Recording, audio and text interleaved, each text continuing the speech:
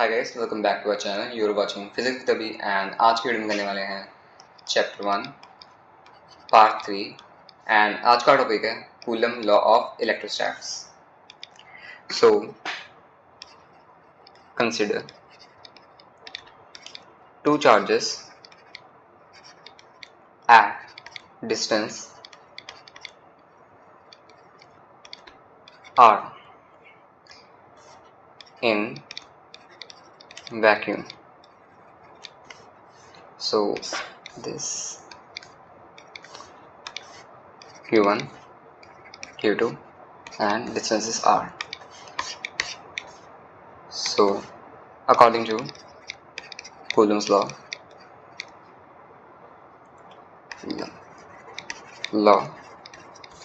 the force of attraction or repulsion is proportional to the product of magnitude of two charges, which means F is directly proportional to Q1 and Q2. And next is the force between two charges is inversely proportional to the square root of the distance between the charges, which means कि F is directly proportional to 1 upon r square. तो हमारे पास यहाँ पे दो equation आ गई हैं, इन दोनों को हम लोग कंबाइन करते हैं. F is directly proportional to Q1 Q2 upon R square. हम प्रोपोर्शनलिटी का साइन हटाने के लिए इसको K से रिप्लेस करते हैं. F is equal to K Q1 Q2 upon R square.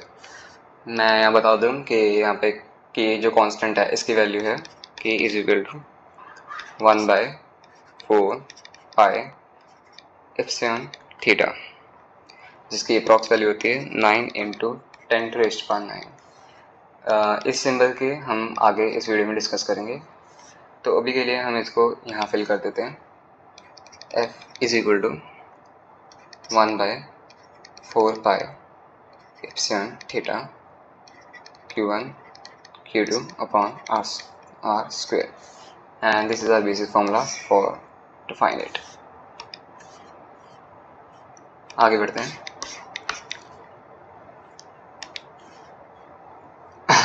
The force between the two charges depend on three factor. Force तीन फैक्टर पे डिपेंड करता है. पहला फैक्टर क्या है? मैग्नीट्यूड अपॉन चार्जेस, ये वाला. F is equal to Q1 Q2. F is directly proportional to Q1 Q2. Distance between the charges, which means F is directly proportional to 1 upon R square. And the median between the charges. Median between the charges क्या है? This epsilon. This is the median between the charges. जब epsilon theta है इसका मतलब है vacuum, and अगर अकेला epsilon है तो इसका मतलब है कि ये वैक्यूम नहीं है, ये कोई और है हमारे पास मीडियम. रिलेटिव परमिटिविटी और डाइलेक्ट्रिक कांस्टेंट, ये दोनों बेसिकली सेम ही है. इनका सिंबल है एप्सिलॉन आर और K. It is defined as the ratio between the two charges in a vacuum to the force दो बारी आ गया, between two charges in a medium. तो इसका मतलब आता है हमारे पास K और ER is equal to F vacuum divided by F medium. तो जब हमको इसकी वैल्यू फिल करते हैं तो हमारे पास आता है F वैक्यूम F. तो जब हम इनकी वैल्यू फिल करते हैं F vacuum divided by F medium, which is ER square to ER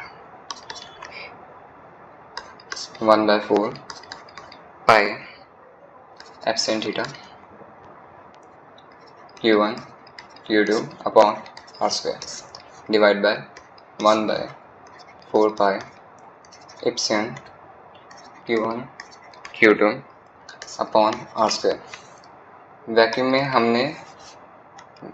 हमने एप्सिलॉन थीटा का यूज़ किया और दूसरे मीडियम में हमने अकेला एप्सिलॉन यूज़ किया, बिकॉज मैंने आपको पहले बताया था कि यहाँ पे कि ई थीटा वैक्यूम में यूज़ किया जाता है, एप्सिलॉन थीटा। तो यहाँ पे हम देख सकते हैं कि ये कट गया आपस में, एंड 4 पाई भी कट गया, एंड जो हमारे पास जो ई है ये ऊपर इसका रेसिप्रोकल हो जाएगा, so it gives us E upon epsilon theta. This is the result.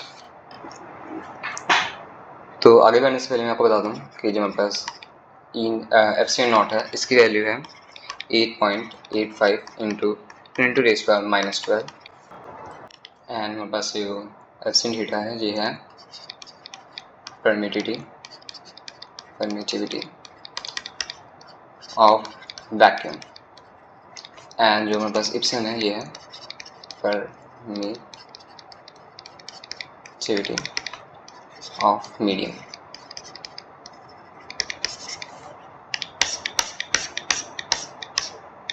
तो हमारे पास यहाँ पे क्वेश्चन आता है, if the forces between two charges in vacuum is 60 Newton, find the force between the charges if they are placed same distance in a medium with ER is equal to 5. Find the forces between charges and medium.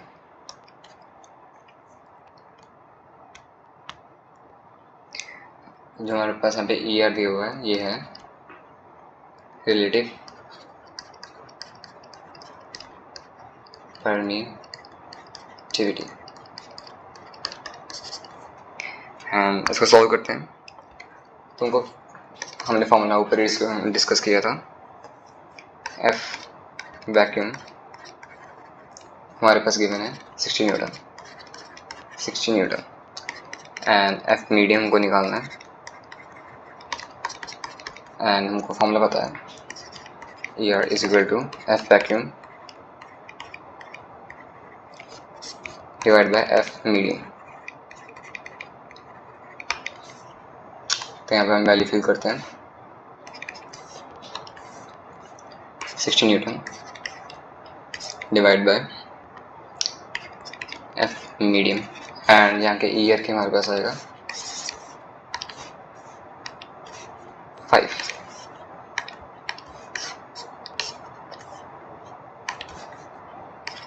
is 60 upon F medium. जब हम F medium करेंगे तो ये 60 divide by 5 आएगा, which gives us answer 12 Newton.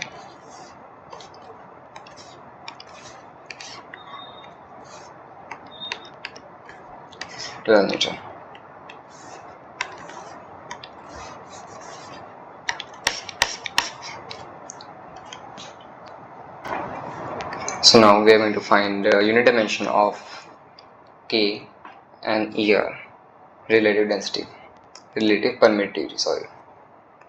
So we know the formula, F is equal to 1/4 pi epsilon theta Q1 Q2 upon R square. So हमको इसका unit निकालना है, unit of epsilon theta, E theta is equal to Q1 Q2 R square, sorry, 4 pi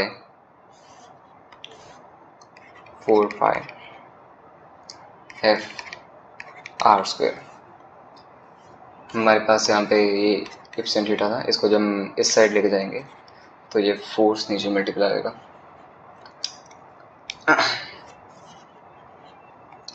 आगे देखते हैं।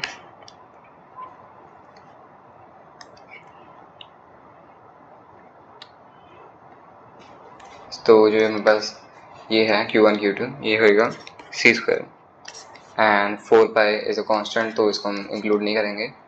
F की value, F का ऐसा यूनिट है न्यूटन, एंड R का है meter, so that will be newton meter square. तो हम इसको ऊपर लेके जाते हैं, C square n minus one m minus two and हमको इसका फॉर्मूला इसकी वैल्यू हमको पहले पता थी 8.85 into 10 to raise power minus 12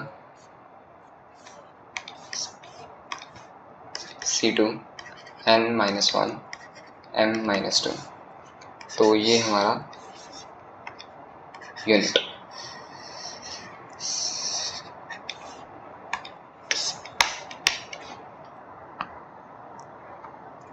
next हम इसकी डायमेंशंस फाइंड करते हैं।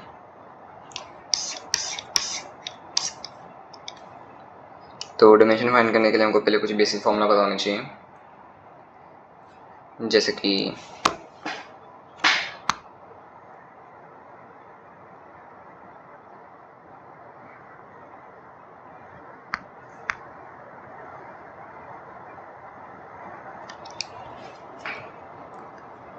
Q1 Q2 is equal to AT and हमको फोर्स का फॉर्मूला पहले पता है MLT माइनस टू एंड हमारे पास लेंथ का formula L square sorry R का फॉर्मूला हमारा L स्क्वायर। अब इसको हम फॉर्मूला में पुट करते हैं।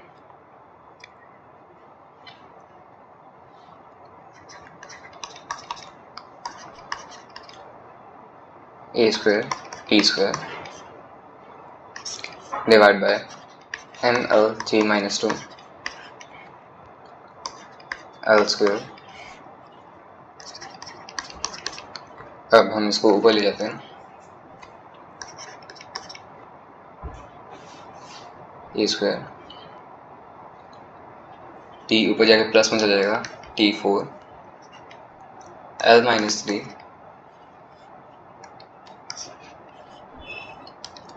And M minus one. तो ये हमारा आ गया यूनिट डिमेंशन। नेक्स्ट अब हम K की भी फाइंड कर लेते हैं unit dimensions.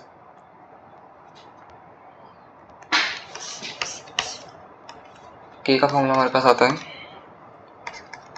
FR square Q1 Q2 and इसमें से हम K यहाँ पे F का हमको पता है न्यूटन है, R हमारा M स्क्वायर है,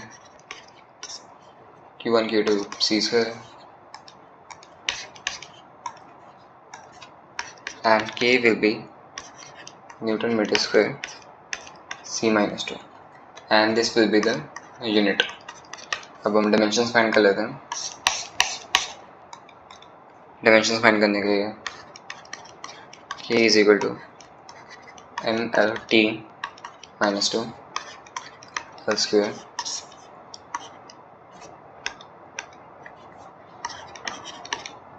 A square T square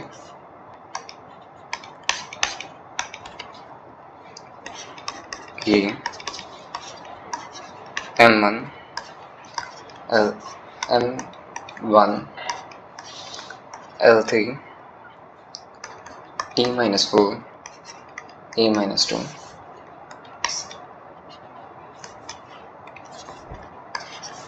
तो ये हमारे पास यहाँ पे आ गया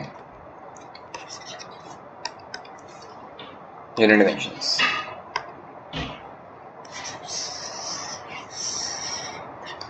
तो जो K की जो यूनिट डिमेंशन होंगे that is just reciprocal of इसके E की, मतलब बस साइन चेंज कर दो, बाकी सब सेम है।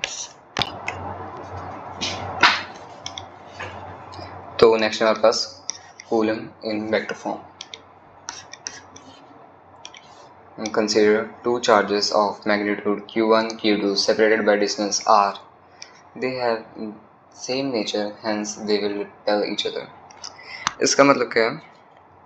मान लो मेरे पास एक स्ट्रेट लाइन नीचे करता है,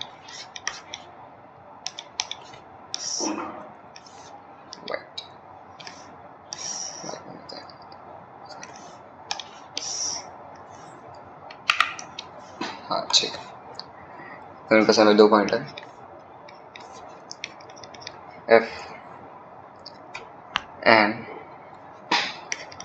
F and the distance between them is R.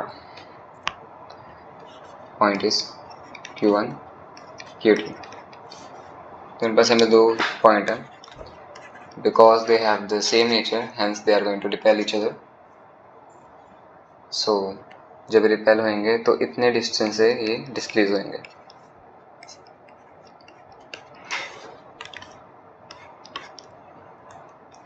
And the distance they will get displaced is F12 and F21. And we know F12 vector is equal to minus F21 vector. And hence the Coulomb law follow